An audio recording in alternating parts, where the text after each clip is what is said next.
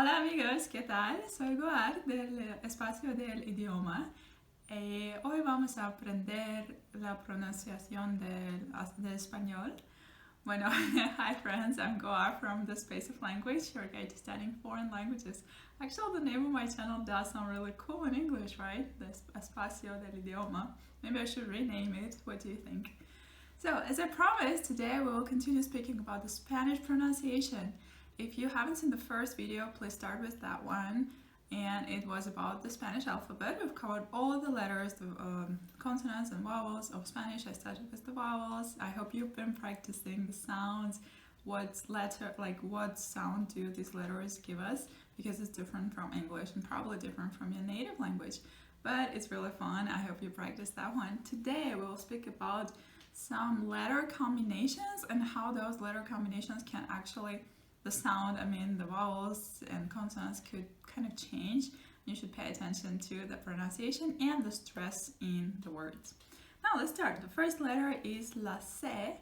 If you remember, I talked about that, the word casa, and I mentioned that it could be pronounced as C or as K, because there are not really that many words that are spelled with K letter and give sound K, because they would be borrowed from other languages, like from English, for example.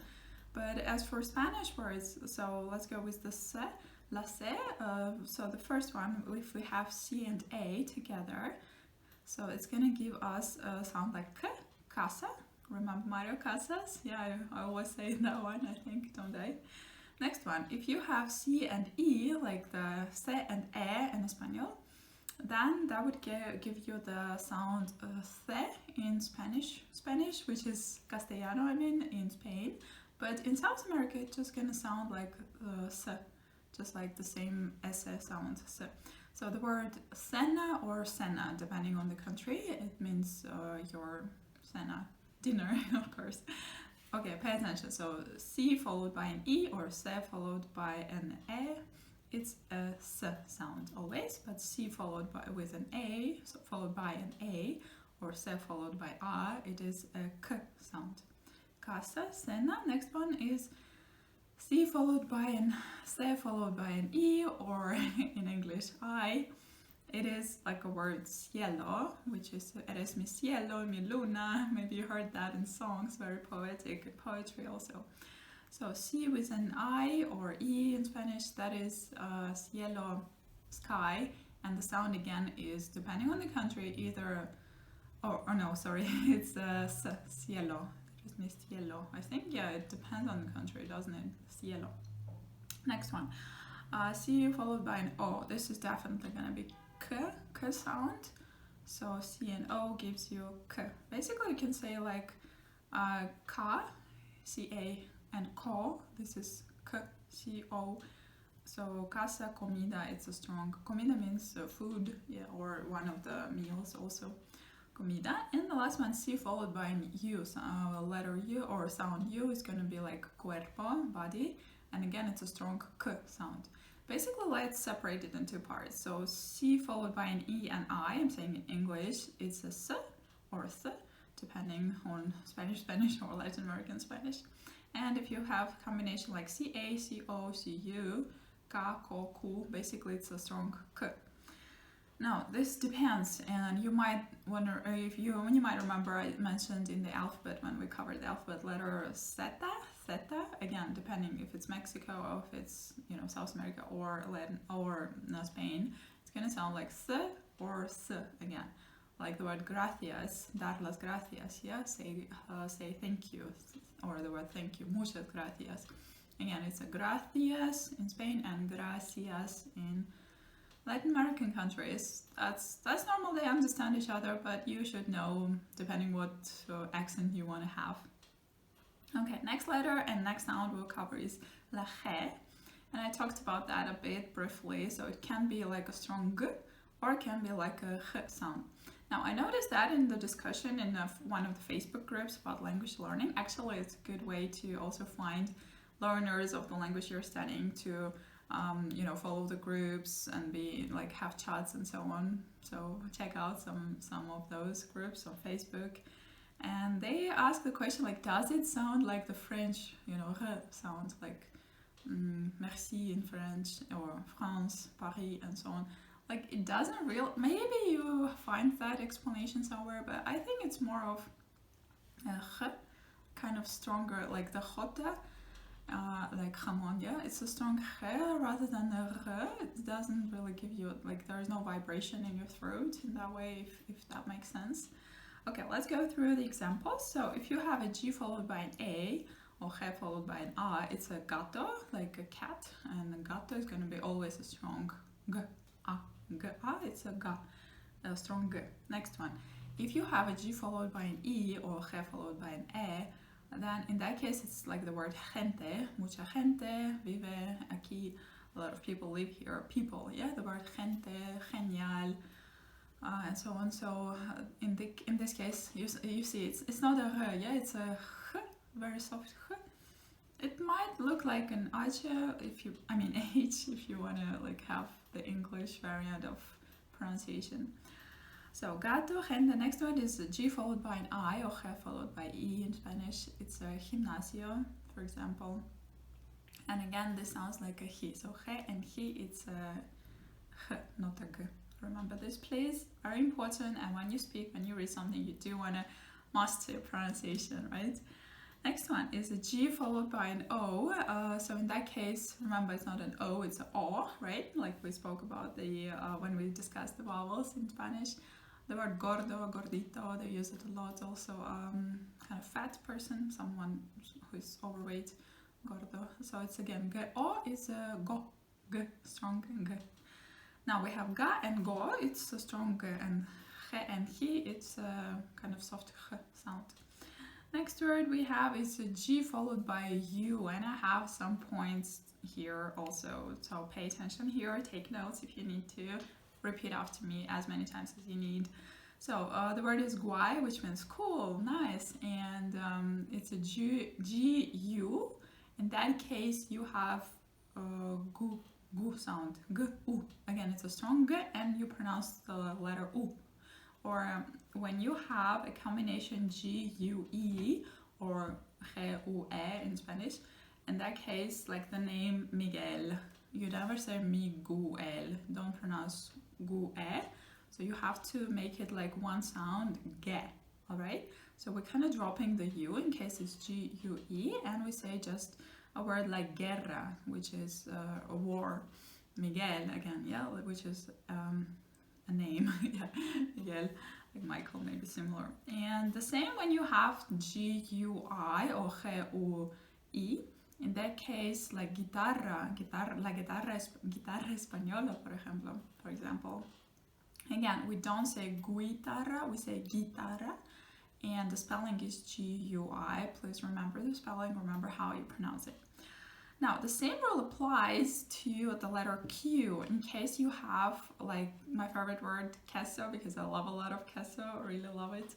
So you never say queso, you say queso, because it's a Q-U-E, just like it was with guerra, yeah, guerrero. So G-U-E and Q-U-E, it's gonna give you a sound, ge and ke. But of course, it wouldn't be that fun if we didn't have an exception. Now the exception is this two little dots you have in some words. There are not really many of them, but you have to remember them and have to remember the pronunciation. Like with the G, it's a vergüenza, so you're never gonna say vergüenza in this case because you have the two little dots over the U, which indicate you have to pronounce that sound, and it sounds like vergüenza, which is embarrassment, like how embarrassing this is. It's a noun, yeah, embarrassment. And the word like pingüino, which is a penguin, again, you don't say pingüino, you say pingüino, gui sound, because it's again, it's from the little dots over the U, which make it pronounced. But unless you don't have, if you don't have those, unless you have those dots, you just say it like the words Miguel, guerra, guitarra, so you pronounce like ge or gi, yeah, depending on the combination of letters you have there. Please practice this one. I know the C sounds with se, la se, la he can be hard to pronounce, but you got this. I believe you can master it. And the last one I want to talk a bit about is la X, which is letter X. Now, there are some rules about this, and you might see some exceptions again from the rules. So let's cover the first point. When you have the X between the vowels, that is A, E, I, O, U, if it's between the two vowels, then it's going to pronounce like X, like K and sit together. X sound like éxito, success, or exigir, which is demand, or exagerar, which sounds exactly like the English word exaggerate.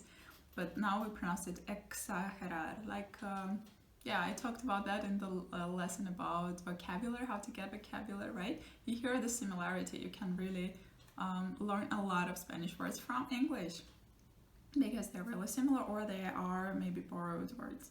Now, the other thing will be if you have the X al final de la palabra, which is the end of the word. So the word ending, okay, pay attention to this. It's again gonna sound like casa, x sound like relax, which is borrowed from English definitely, and it's the end of the letter. Or unisex, which is for male and female, like a peluqueria maybe, or a style maybe they have for anyone.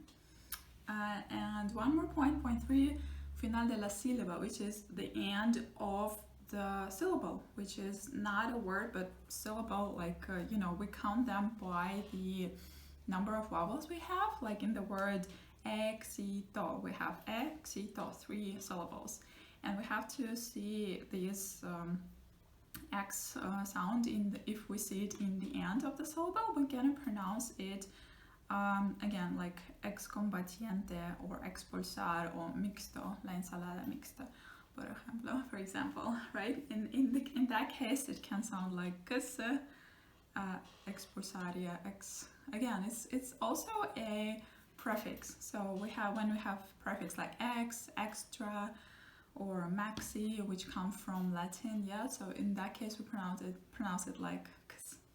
Now, another sound it might give you is a kind of like a h sound, because you have seen the spelling of the word Mexico in Spanish. It's spelled like the spelling with an X, but this is the original one. This is the name, which is original. Like we could spell it with a J, yeah, with a J, and that would make more sense, but we just respect the culture and the origin of that word. So we say Mexico, like a soft H, Mexico, or Texas, which is X in English, but in Spanish it becomes, again, with an X. Texas, it becomes Tejas. Oaxaca, again, this is all like indigenous words, names of places, and they're spelled with X, but we pronounce it like soft H. Now, there are a lot of words here, a lot of kind of yeah, I forgot to tell you, sorry, one more. When it's the beginning of the word, it's gonna sound like a S, not like an X. So it's a word like xylophono, it's not xylophone, it's xylophone, yeah, in English, xylophono. And xenophobia, xerox, it's a good word because it has in the beginning and in the end of the word, and like we said, in the end it's pronounced like x. And when you pronounce it, like, there are not really many words starting with it. If you open the dictionary, you will see like it's a very limited number of words.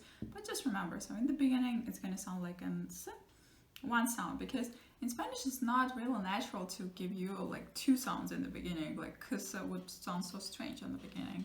That's why it's a xerox, but in the end it's x. Yeah, no wonder, right? Like, there are a lot of why make it easy when we can have fun and a lot of diversity in different letters.